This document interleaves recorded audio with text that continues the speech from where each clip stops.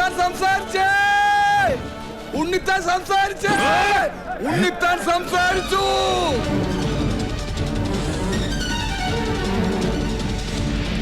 ഉണ്ണിത്താനെ പറ്റിയത് മല്ലയല്ല, ഈ നിൽക്കുന്ന പണിക്കരാ.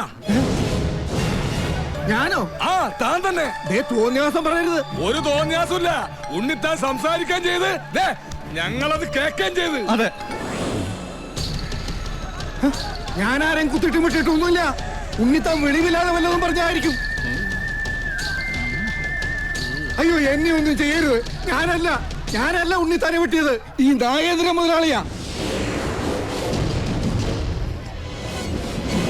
ഈ നാഗേന്ദ്ര മുതലാളി വെട്ടുന്നത് ഞാൻ എന്റെ കണ്ണുകൊണ്ട് കണ്ടതാ. എന്റെ മക്കളാണ് സത്യം. പറ മുതലാളി, പലപടകി ആന കുത്താൻ വന്നാലും നെഞ്ചും വിരിച്ച് നേരിടണമെന്നല്ലേ? മുതലാളിയാണ് വെട്ടിയതെന്ന് നല്ല അന്തസ്സായിട്ട് നിന്ന് പറ.